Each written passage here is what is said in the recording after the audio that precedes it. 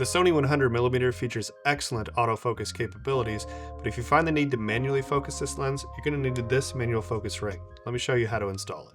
You'll notice that I have the focus ring lock installed on the lens because I've been shooting in autofocus, but because we're about to switch over to manual focus, I'm going to simply remove that and keep it with my spare parts.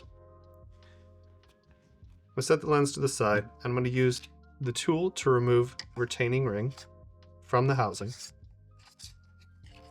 We won't end up using this, so I'm going to set this with my spare parts as well.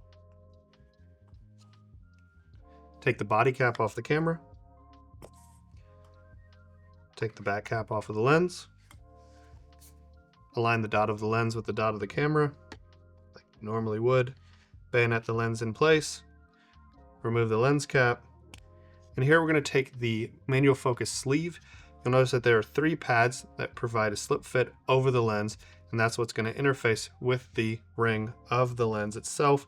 Now, inherently by putting this sleeve onto the lens, it's going to push that ring down, but I'm going to preemptively go ahead and push it down into the manual focus position.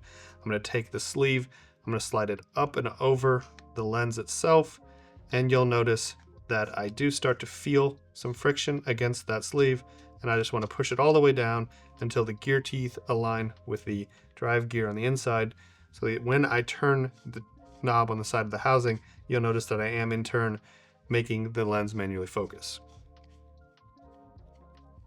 From this point, all I have to do is take the port system and follow the instructions on how do I assemble that, lubricate your O-ring, make sure that your screws out of the way, and I can cap over the lens, push down, tighten my screws, and I'm good to go.